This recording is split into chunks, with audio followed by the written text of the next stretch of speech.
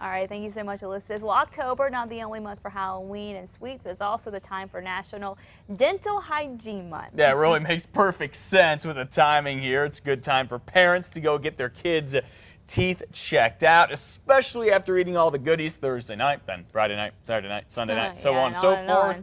Yeah, David Romero's live at the UNM Department of Dental Medicine with two dentists and their recommendations and a stuffed animal. Good morning, David.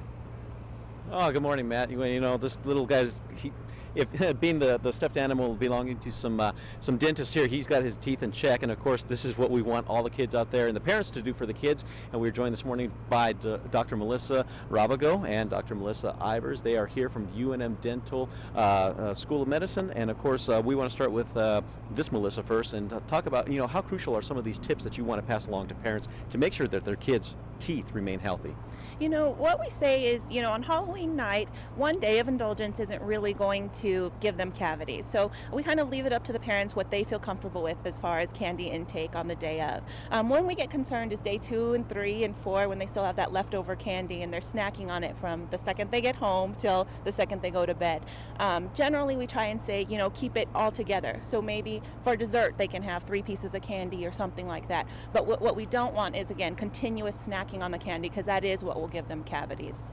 Now, is it also best for the kids to kind of eat it with a meal as opposed to by itself? Exposure to the sugar from the candy is known, the more exposure you have, the more risk you are to getting cavities. So, kind of limiting it to, kind of after dinner or something like that is the best suggestion. And as far as suggestions of brushing, how does that go?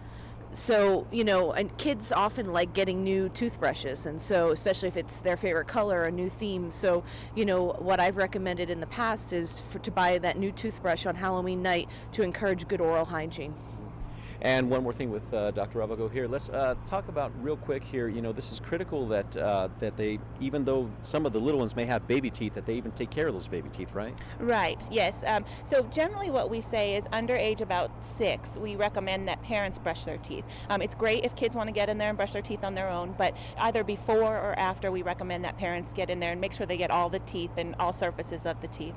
The most important brushing is before they go to bed, because they've been snacking on that candy or whatever throughout the day. So we want to make sure that they get, whatever sugar's on their teeth off before they go to sleep. How bad would it be for the teeth if the sugar sat on there at night?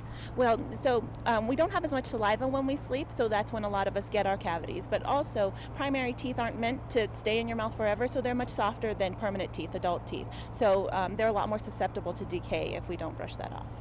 That's right. And of course, if the baby teeth fall out beforehand or before they're supposed to, really, it could be detrimental to the real chompers coming in later on in life. And of course, we're going to have more on that coming up in just a little while, but back to you guys.